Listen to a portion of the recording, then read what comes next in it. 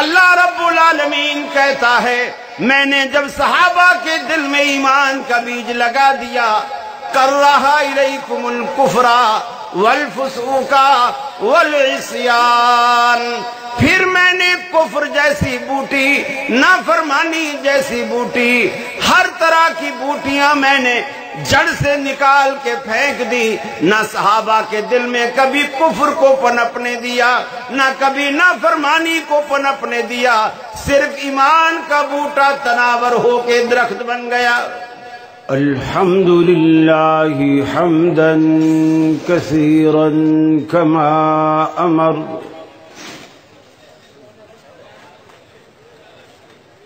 ونشهد أن لا إله إلا الله وحده لا شريك له في الخلق والأمر،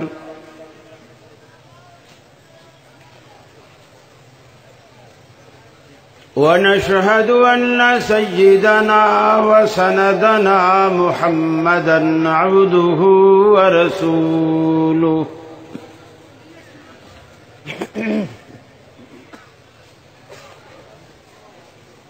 المبعوث إلى الأسود والأحمر لتتميم مكارم الأخلاق،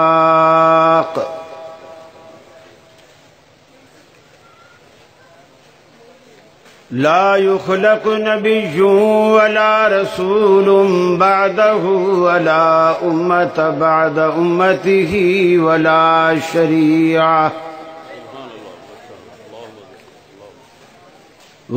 شريعة بعد شريعته ولا كتاب بعد كتابه، وصلى الله تعالى عليه وعلى آله وأصحابه الذين هم خلاصة العرب، الذين هم مفاتيح الرحمة ومصابيح الغرل. أعوذ بالله من الشيطان الرجيم، بسم الله الرحمن الرحيم.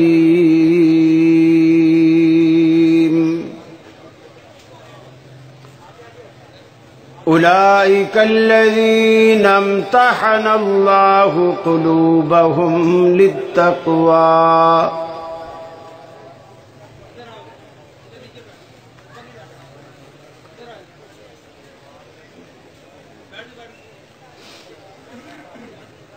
یہ مقصد ہے کہ دنیا سے جہالت دور ہو جائے، کلام اللہ سے مومن کا دل پر نور ہو جائے۔ یا الہی جب تک کہ میرے جسم میں جان رہے، تجھ پہ صدقے تیرے محبوب پہ قربان رہے، میں رہوں یا نہ رہوں پر دل کی ہے یہ دعا، دین احمد اور عزت قرآن رہے۔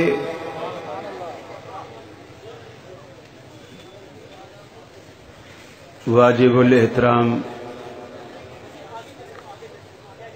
صدر مجلس محترم سید سبطین شاہ صاحب نقوی حفظہ اللہ، دیگر علماء، میری جماعت کے خطباء، طلباء، اساتذہ اور میرے اہل توحید بھائیوں، میری آپ کی اس سرگودھا شہر میں سالانہ کانفرنس میں یہ پہلی حاضری ہے، اور میرے لیے باعث سعادت اور باعث فخر ہے۔ تا حد نگاہ آپ کا یہ پروقار مجمع اس بات کی گواہی دیتا ہے کہ اہل حدیث نہ کم تھے اور نہ کم ہیں۔ جسے یقین نہیں آتا وہ آ کے دیکھ لے۔ یہ آج اہل توحید کا اجتماع ہے الحمدللہ۔ مجھے اس سے یہ بھی اندازہ ہو رہا ہے کہ حضرت سبطین شاہ صاحب حافظہ اللہ کی محنتیں بھی نظر آ رہی ہیں اور آپ لوگوں کی دین سے وابستگی اور محبت بھی نظر آ رہی ہے۔ آج کا موضوع عظمت صحابہ ہے۔ ظاہر بات ہے ہم لوگوں نے نبی کریم صلی اللہ علیہ وسلم کا زمانہ نہیں پایا اور ان لوگوں نے نبی مکرم کا زمانہ پایا۔ اپنی آنکھوں سے رحمت عالم کی زیارت کی، اپنے کانوں سے آپ کی باتوں کو سنا،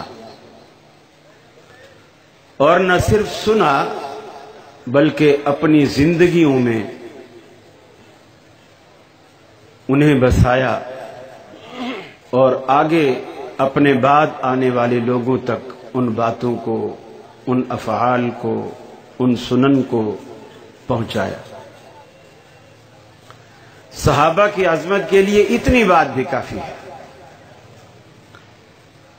کہ انہوں نے رحمت عالم سے جو کچھ سنا منو عن آگے پہنچایا۔ اور دنیا میں امتحانات ہوتے ہیں، طلباء سبق یاد کرتے ہیں، ممتحن ایک پرچہ بناتا ہے، کمرے میں بٹھا دیا جاتا ہے، کاغذ قلم ہاتھ میں تھما دیا جاتا ہے، سوال نامہ ہاتھ میں پکڑا دیا جاتا ہے اور طلباء سے کہا جاتا ہے کہ ان سوالوں کے جواب لکھ دیجیے۔ بڑا آسان معاملہ ہے، لیکن صحابہ کرام سے جب اللہ نے امتحان لیا تو کاغذ اور قلم پکڑا کر کچھ سوال ہاتھ میں نہیں تھمائے، ایسا امتحان لیا دنیا جانتی ہے۔ سیدنا بلال رضی اللہ تعالی عنہ کو مکہ کے دہکتے انگاروں پر لٹایا جاتا اور کمر سے رسنے والے پانی سے وہ انگارے بجھ جایا کرتے تھے۔ فرمایا اولئک الذین امتحن اللہ قلوبہم للتقوی۔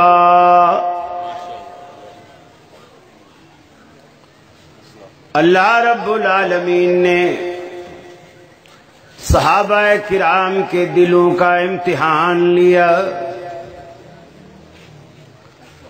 سمیہ کو 2 اونٹوں کے درمیان باندھ کر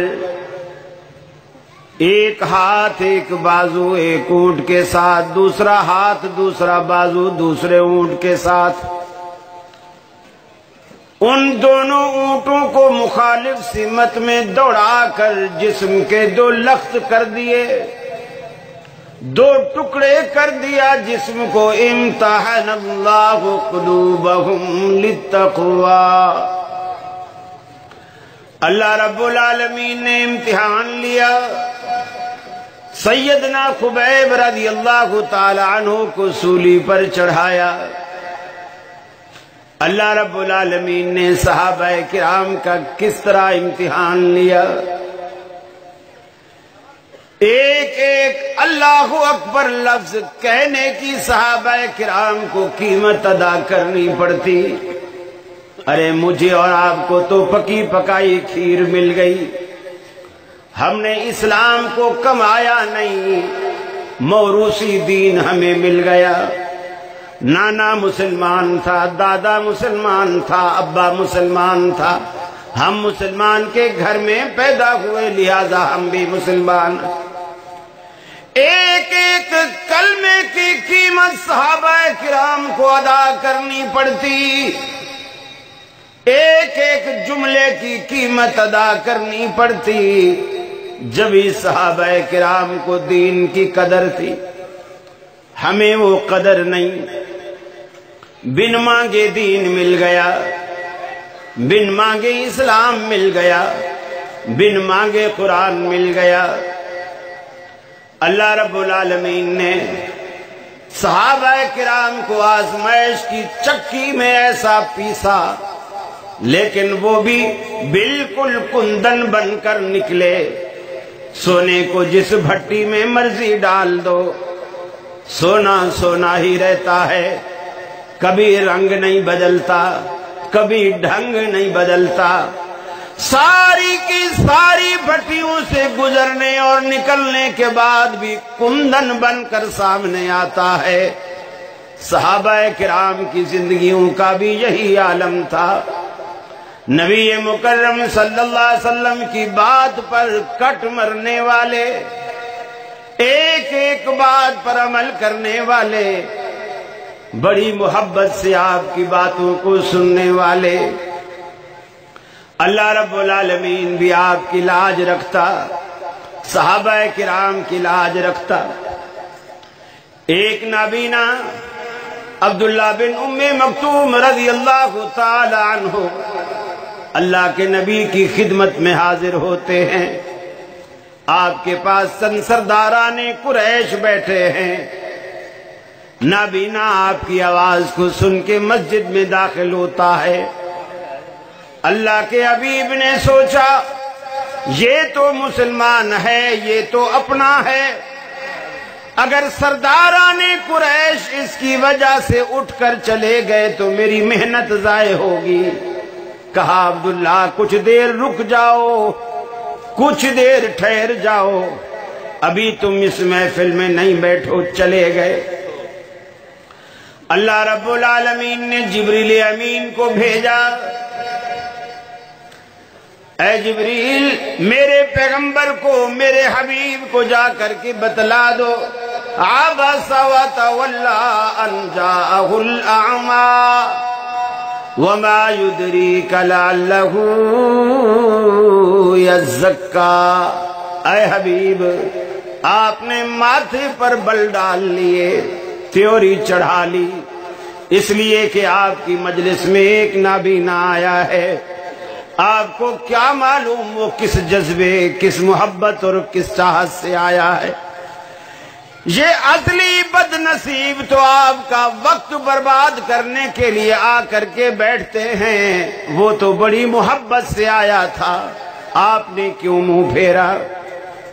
صحابہ بیان کرتے ہیں کہ اس کے بعد ہم نے دیکھا رحمت عالم کی جناب میں جب بھی عبداللہ بن ام مکتوم حاضر ہوتے، آپ اپنے کندھے سے چادر اتارتے، زمین پہ بچھاتے اور فرماتے عبداللہ یہاں بیٹھو، اللہ رب العالمین نے مجھے تیری تعظیم کرنے کا حکم دیا۔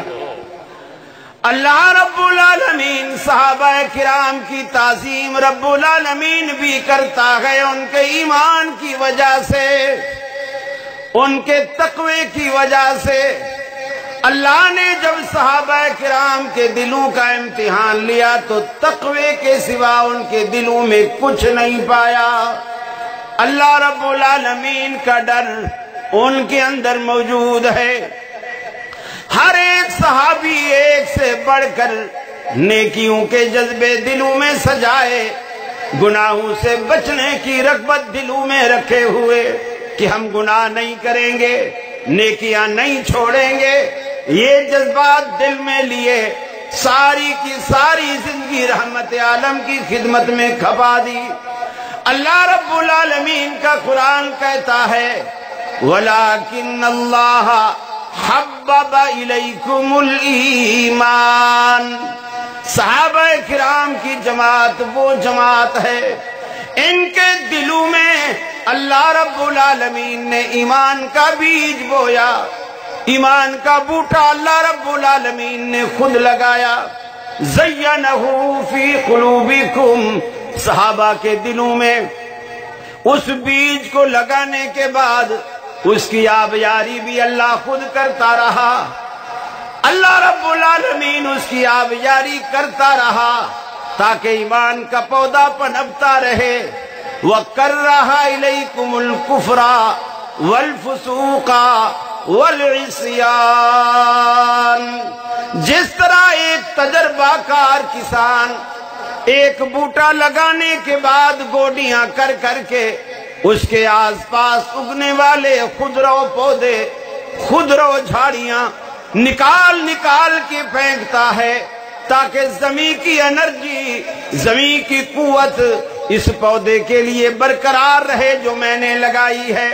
اللہ رب العالمین کہتا ہے میں نے جب صحابہ کے دل میں ایمان کا بیج لگا دیا، کَرَّهَ إِلَيْكُمُ الْكُفْرَ وَالْفُسُوقَ وَالْعِصْيَانَ، پھر میں نے کفر جیسی بوٹی، نافرمانی جیسی بوٹی، ہر طرح کی بوٹیاں میں نے جڑ سے نکال کے پھینک دی۔ نہ صحابہ کے دل میں کبھی کفر کو پنپنے دیا، نہ کبھی نافرمانی کو پنپنے دیا، صرف ایمان کا بوٹا تناور ہو کے درخت بن گیا۔ صحابہ کرام کے دلوں میں اللہ رب العالمین نے یہ محبت ایمان کی ڈالی۔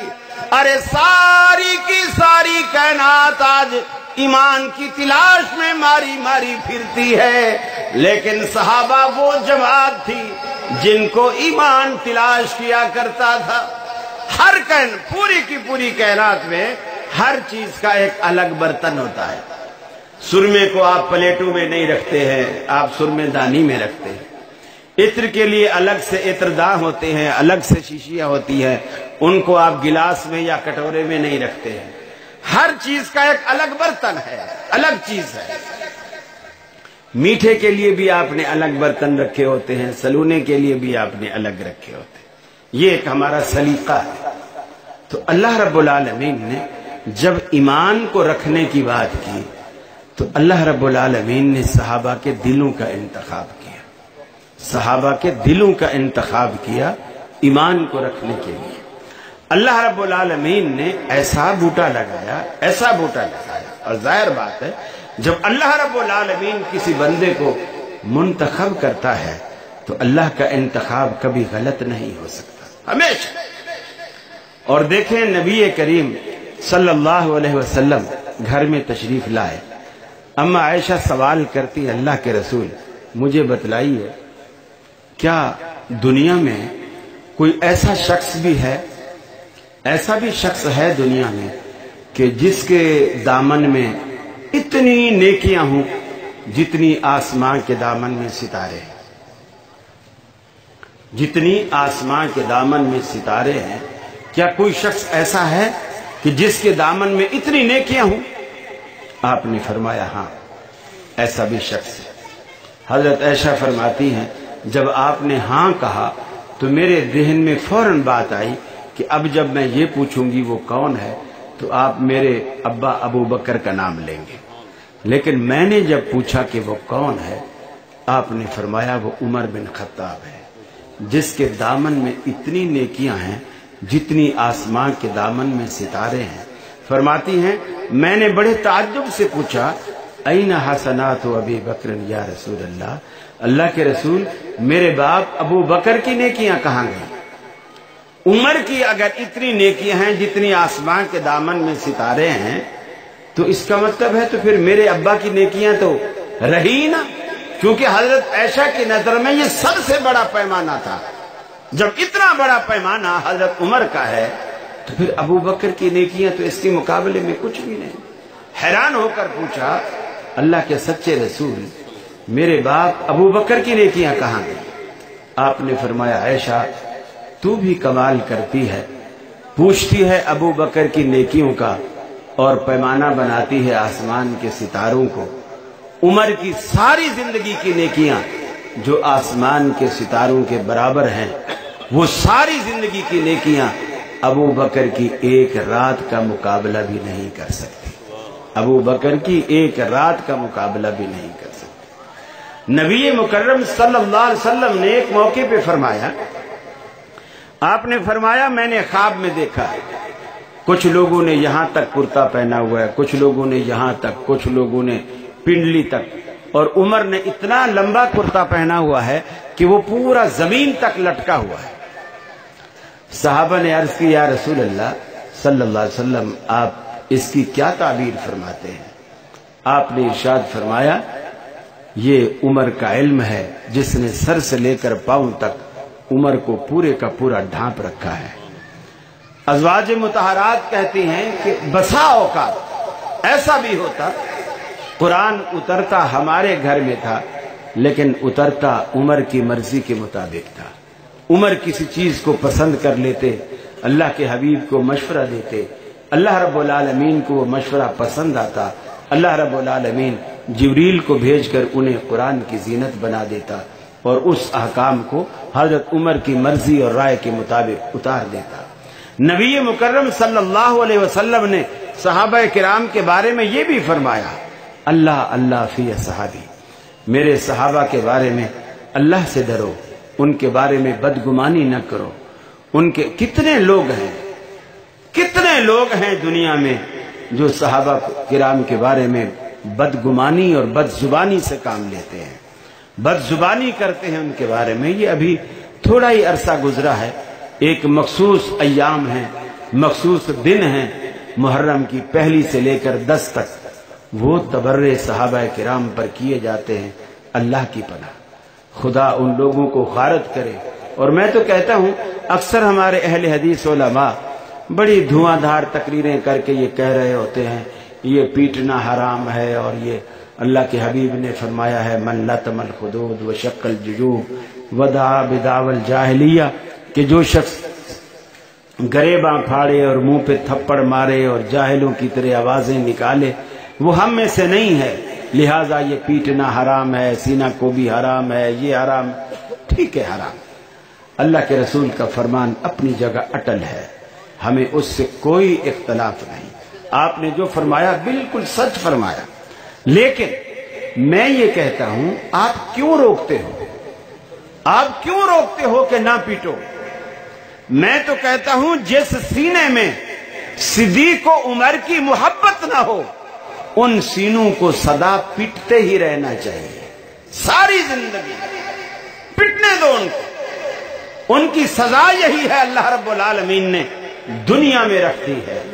یہ صدیق اکبر عمر فاروق رضی اللہ تعالی عنہ کے بغض کی وجہ سے، جو ان کا بغض ان کے دلوں میں ہے، ان سینوں کو یہ بغض جب تک نہ نکلے پٹتے ہی رہنا چاہیے، بلکہ ان کی چھریوں کی دھار ختم ہو جائے تو تم دھار لگا کر دوسری چھری پکڑا دو کہ اس کو چھوڑو، اس سے پیٹو۔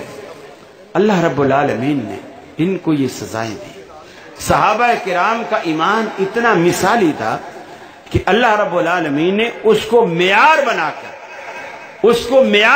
کر اس دور کے یہود و نصارہ سے کہا، فرمایا فَإِنْ آمَنُوا بِمِثْلِ مَا آمَنْتُمْ بِهِ فَقَدْ اهْتَدَوْا، اگر یہ لوگ بھی ایسا ایمان لائے جیسے ابو بکر ایمان لائے، عمر فاروق ایمان لائے، عثمان غنی ایمان لائے، علی المرتضی، طلحہ زبیر ایمان لائے، اگر یہ لوگ بھی ایسے ایمان لے آئے تو پھر یہ مومن ہیں، پھر یہ ایمان والے ہیں، پھر ہم کہیں گے کہ ہدایت پا گئے، یہ ہدایت یافتہ ہیں۔ اللہ رب العالمین نے صحابہ کے ایمان کو معیار بنا کر دنیا کے سامنے پیش کیا۔ ان کے دلوں میں اللہ کی محبت، اللہ کی عظمت، اللہ کی وحدت، اللہ کی توحید کوٹ کوٹ کر بھری ہوئی تھی۔ نبی کریم صلی اللہ علیہ وسلم کی محبت بھی ان کے دلوں میں کوٹ کوٹ کر بھری ہوئی ہے۔ ایک ایک بات پر، ایک ایک اشارے پر، اللہ کے رسول کی ایک ایک بات پر کٹ مرنے والے، جان قربان کر دینے والے، رحمت عالم صلی اللہ علیہ وسلم خطبہ دے رہے ہیں، خطبے میں فرماتے ہیں بیٹھ جاؤ بیٹھ جاؤ۔ عبداللہ بن مسعود رضی اللہ تعالی عنہ مسجد کے دروازے کی دہلیز پار کر رہے ہیں، سنا کہ بیٹھ جاؤ، وہیں بیٹھ گئے، اس لیے کہ اللہ کے رسول کا حکم آ گیا ہے کہ بیٹھ جاؤ، وہیں بیٹھ گئے، ایک قدم بھی آگے نہ نکلے، ایک قدم۔ اور صحابہ کرام کی جو سب سے بڑی خوبی تھی وہ یہ تھی کہ دین کی جو اساس ہیں دو باتیں، ایک اللہ کی توحید اور ایک رسول اکرم صلی اللہ علیہ وسلم کی سنت سے پیار، یہ دو باتیں صحابہ کرام کے اندر کوٹ کوٹ کر بھری ہوئی تھی۔ کوئی صحابی ایسا نہیں تھا جس کے دل میں توحید کے بارے میں کوئی ریب ہو، کوئی شک ہو، ہرگز نہیں، پختہ ایمان اللہ رب العالمین کی ذات پر۔ بلکہ اگر کسی کو دیکھتے کہ وہ لوگ توحید میں شک کر رہے ہیں، فوراً حضرت عمر کی تلوار بے نیام ہو جاتی، اللہ کے رسول اجازت دیں میں اس منافق کی گردن اڑا دوں، ہر وقت تیار رہے۔ یہ دو باتیں صحابہ کرام کے دلوں میں کوٹ کوٹ کر بھری ہوئی تھی۔ اللہ رب العالمین نے ہم سب کو یہ ایسی جماعت جو ہمارے اسلاف ہیں، ایسی جماعت دی ہے جو ہمارے لیے مثال ہے، نمونہ ہے۔ ہم ان کو دیکھ کر، ان کی زندگیوں کو دیکھ کر اپنی زندگیوں کو رسول اکرم صلی اللہ علیہ وسلم کی 23 سالہ دور نبوت کی زندگی کے قالب میں ڈھالنے کی ہم کوشش کر سکتے ہیں۔ اور صحابہ کرام کو اللہ نے ایسی مثال بنایا کہ تم یہ کہتے ہو کہ نبی کی سنتوں پہ عمل نہیں ہو سکتا، صحابہ نے کر کے دکھایا، ہو سکتا ہے۔ جو بھی چیز ہے، تراویح کا مسئلہ ہے، رفع الیدین کا مسئلہ ہے، آمین کا مسئلہ ہے، جو چیز صحابہ کرام نبی رحمت کو دیکھتے تھے۔ حضرت عبداللہ بن زبیر مسجد نبوی میں کھڑے ہیں، نماز پڑھاتے ہیں، امامت فرماتے ہیں۔ بخاری شریف میں آتا ہے امن ابن زبیر ومن وراءہ وان للمسجد للجۃ، وہ مسجد نبوی جس کی چھت کھجوروں کی ہے، جس کی دیواریں کچی ہیں۔ عبداللہ بن زبیر نے نماز پڑھائی، انہوں نے بھی آمین کہی اور صحابہ کرام نے بھی آمین کہی، اور جب سب نے آمین کہی تو فرمایا مسجد نبوی ان کی آمین کی آواز سے گونج اٹھی۔ اور اب یہ لوگ چڑھتے ہیں، یہ اللہ تبارک و تعالیٰ کے رسول کے وہ جانثار تھے جو ایک ایک سنت کو اجاگر کرنے والے، ایک ایک سنت کو پھیلانے والے، گھر گھر پہنچانے والے، نبی رحمت کی سنتوں کو بیان کرنے والے، وائل بن حجر، مالک بن حویرث، عبداللہ بن عمر رفع الیدین کو بیان کرتے ہیں کہ آپ جب نماز شروع کرتے ہیں، اللہ کے رسول اذا افتتح الصلاۃ، جب آپ نماز کو شروع کرتے، وَإِذَا كَبَّرَ لِلرُّكُوعِ، اور جب رکوع کے لیے تکبیر کہتے، وَإِذَا رَفَعَ رَأْسَهُ مِنَ الرُّكُوعِ، اور جب رکوع کے لیے سر اٹھاتے، رَفَعَهُمَا كَذَلِكَ، اپنے ہاتھوں کو اسی طرح اٹھاتے تھے۔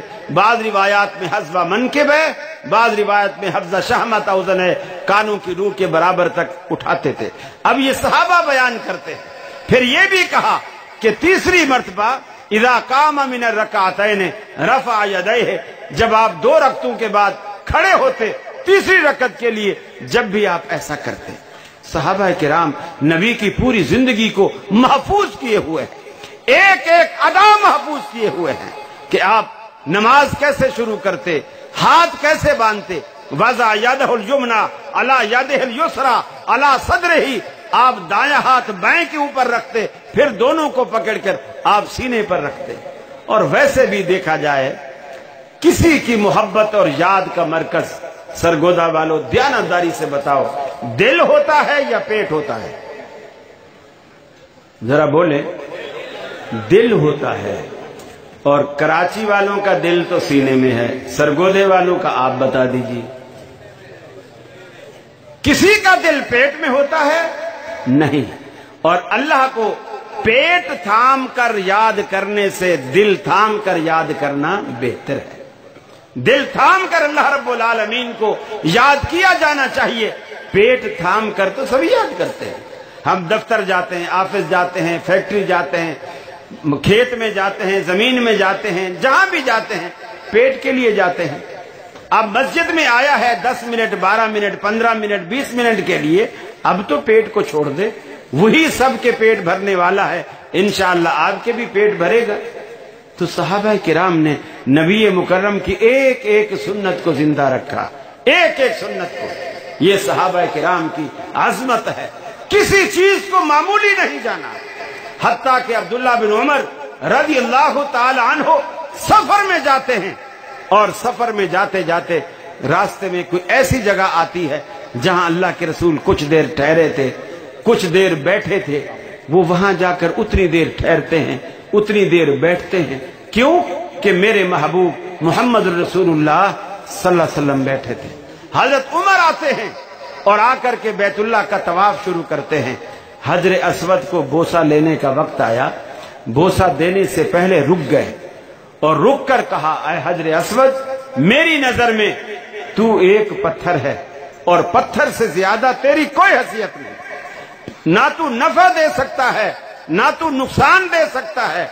अल्लाह की कसम, अगर मैंने अपने महबूब मोहम्मद रसूलुल्लाह सल्लल्लाहु अलैहि वसल्लम को ना देखा होता कि वो तुझे बोसा देते हैं, मैं तुझे कभी बोसा ना देता। मेरा ये बोसा देना सिर्फ इस वजह से है कि मेरा महबूब तुझे बोसा देता था।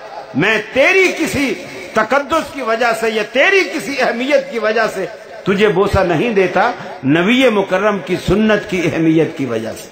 ये बातें सहाबा किराम ने हमें बतलाई और सिखलाई कि दीन जो असल नाम है वो अल्लाह रब्बुल आलमीन की तौहीद का और मोहम्मद रसूलुल्लाह सल्लल्लाहु अलैहि वसल्लम की सुन्नत का नाम है।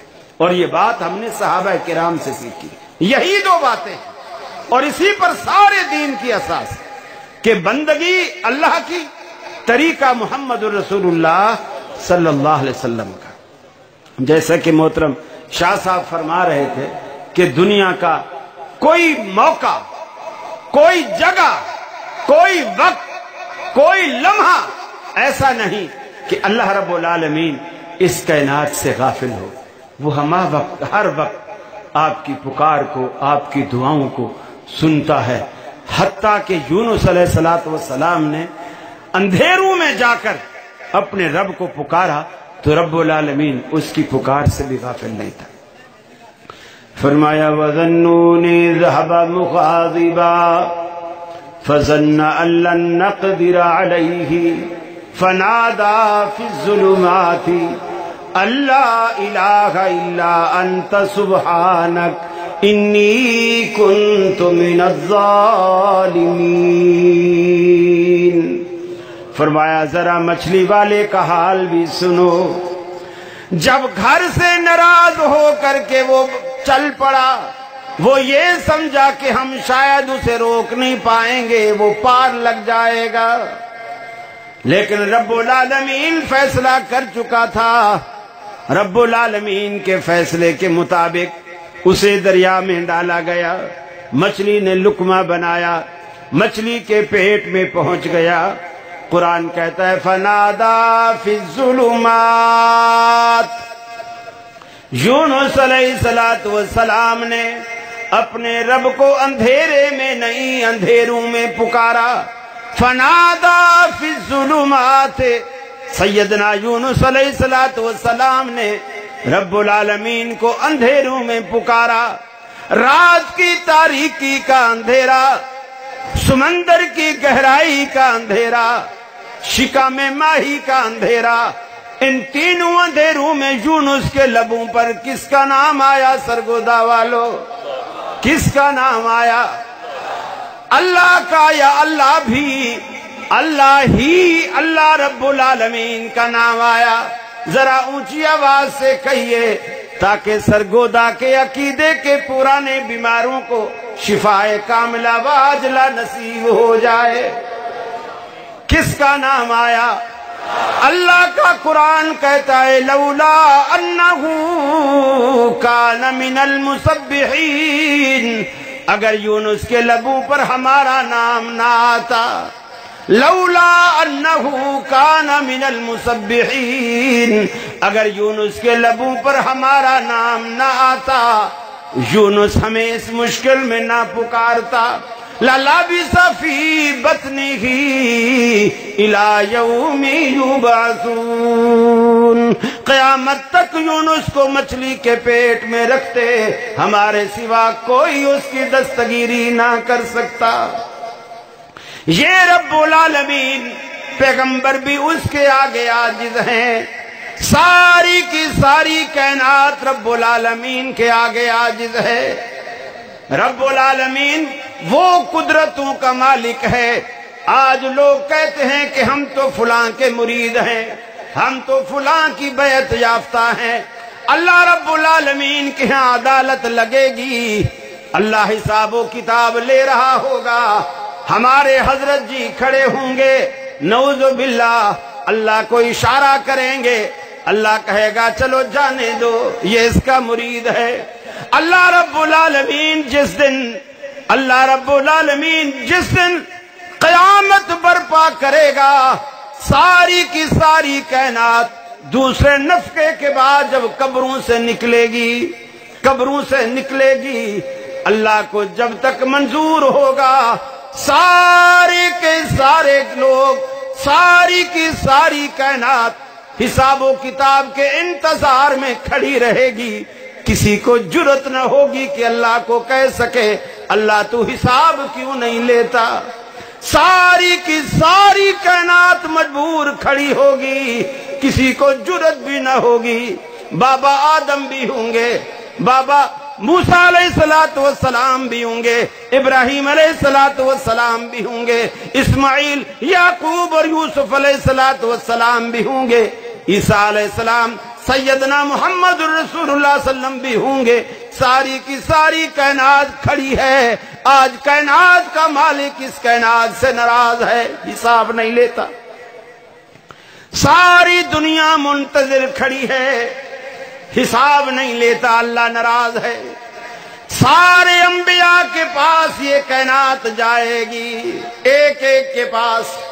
اللہ سے کہو کہ حساب کتاب شروع کرے۔ ابھی جنت اور دوزخ میں جانے کی بات ہی نہیں ہے، اللہ حساب ہی نہیں لیتا۔ ایک دن 50,000 سال کے برابر ہو گیا، لوگ انتظار میں کھڑے ہیں، اللہ حساب نہیں لیتا۔ اللہ سے کہو کہ حساب لے، کسی کی ہمت نہیں پڑ رہی۔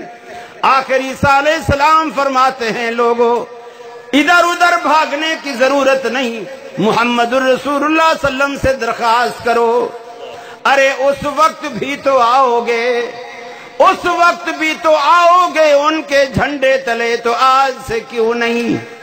اس وقت بھی تو آؤ گے، آج سے یہ عادت کیوں نہیں ڈال لیتے؟ اللہ کے حبیب فرماتے ہیں ساری کی ساری کائنات میرے پاس آئے گی، میں اللہ رب العالمین کے حضور سجدے میں گر جاؤں گا۔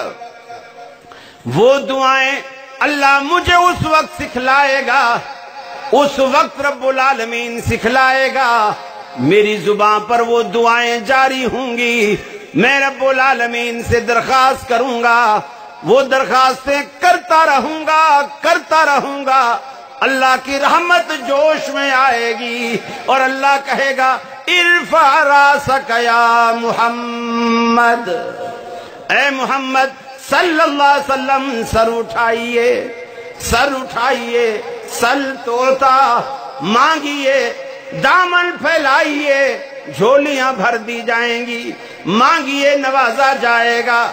اللہ کے حبیب سے کہا جائے گا اللہ کے رسول آج مانگیے، اس لیے کہ پوری کی پوری کائنات میں، اس بھری کائنات میں آپ سے بہتر مانگنے والا کوئی نہیں اور مجھ سے بہتر دینے والا کوئی نہیں۔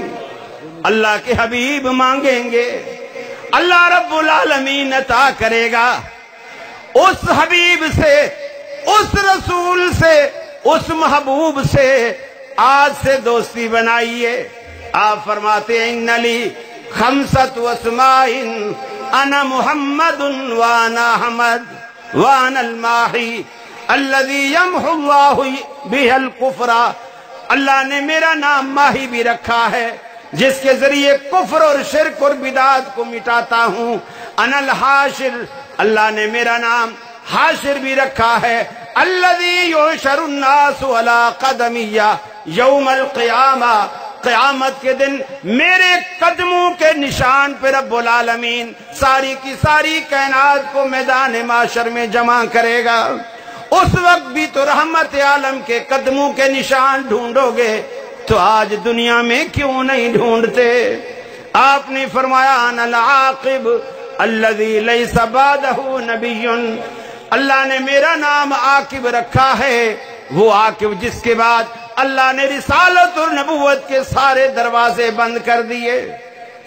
आपने फरमाया मेरे बाद अगर नबूवत की कोई गुंजाइश होती, मेरे बाद नबूवत की कोई गुंजाइश होती, उमर जरूर उस दरवाजे से दाखिल होता, उमर जरूर पैगंबर होता। लेकिन उमर पैगंबर नहीं बना, इसलिए कि अल्लाह ने नबूवत और रिसालत के दरवाजे बंद कर दिए। तो अल्लाह रब्बुल आलमीन के पैगंबर सल्लल्लाहु अलैहि वसल्लम की जो जिंदगी है और जो अल्लाह रब्बुल आलमीन की तौहीद है, ये सहाबा किराम की जिंदगियां इन दोनों चीजों से मामूर थी, दोनों चीजों से भरी हुई थी। लिहाजा सारी जिंदगी अगर हम सहाबा किराम से दीन को लेते हैं तो हमें वही खालिस दीन मिलता है जो अल्लाह रब्बुल आलमीन के कुरान में है, जो अल्लाह रब्बुल आलमीन के पैगंबर की अहादीस में है। इसलिए कि सहाबा किराम इन्हीं दो को अपना मेयार समझते थे, इन्हीं दो को दलील समझते थे। सहाबा के बड़े बड़े इख्तलाफ भी इन्हीं दो बातों पे खत्म होते।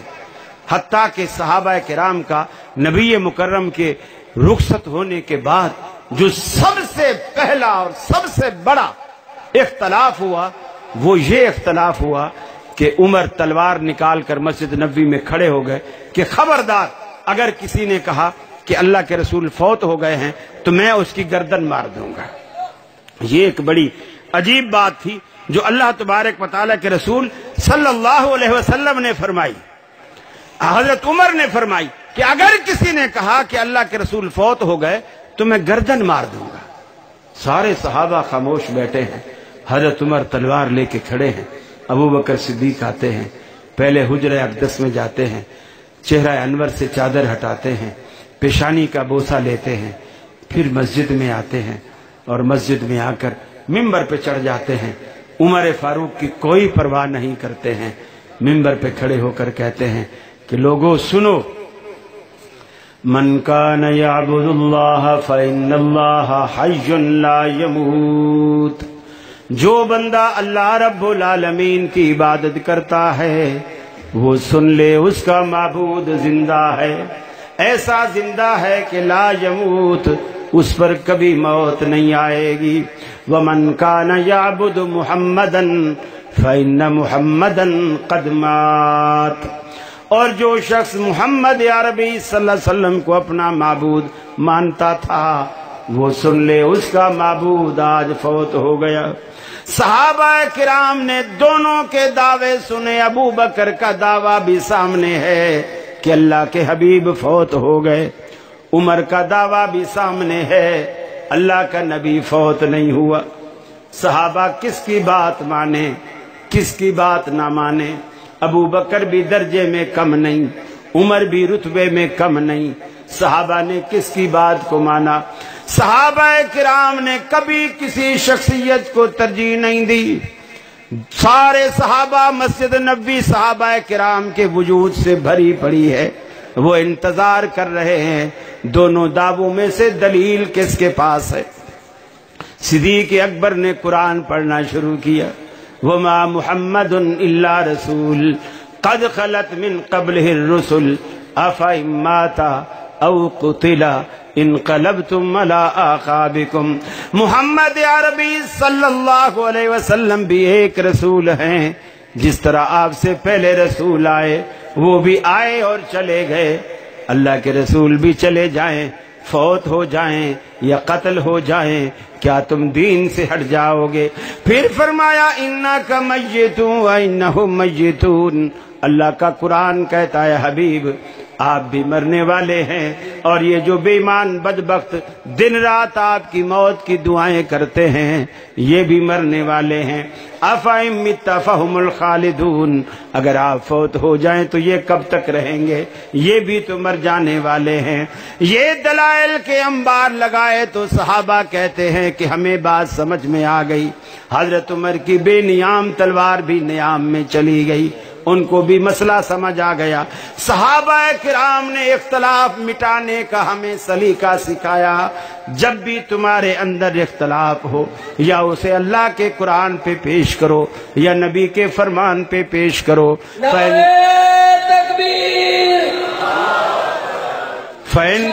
मुस्तफा हज़रत मुस्तफा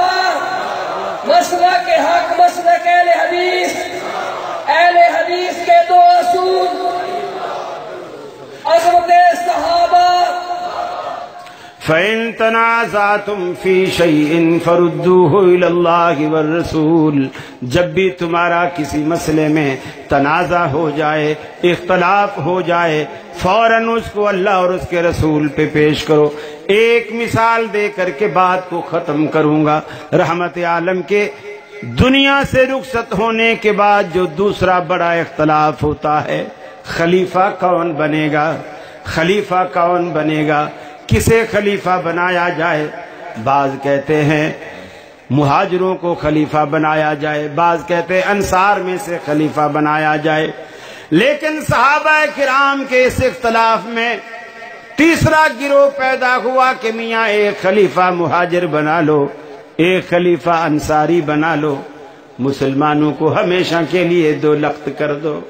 لیکن صحابہ کرام کو اللہ کے رسول کی حدیث یاد آئی، آپ نے فرمایا تھا لَعِمَّةٌ مِّنَ الْقُرَيْشِ، خلافت ہمیشہ قریش کے پاس رہے گی، امامت قریشیوں کا حق ہے۔ حضرت عمر نے ابو بکر کا ہاتھ پکڑا، اپنا ہاتھ اس میں رکھا، صحابہ کرام ایسے بیعت کے لیے ٹوٹ پڑے جیسے شہد کے چھتے پر مکھیاں ٹوٹ پڑتی ہیں، اس طرح اس کی بیعت ہوئی۔ تو گویا صحابہ کرام نے بتا دیا کہ اختلاف جب بھی ہوگا اس کو مٹانے کا یہی طریقہ ہے، یا تو قرآن سے اس کا حل ہوگا یا نبی کریم کی زندگی سے اس کا حل ہوگا۔ اور آج یہی ہماری دعوت ہے، یہی ہمارا مقصد ہے، یہی ہمارا دستور ہے، ہماری کانفرنسوں کا، جلسوں کا یہی اصل مقصود ہے کہ لوگوں اپنے اختلافات مٹاؤ قرآن اور سنت کے ذریعے۔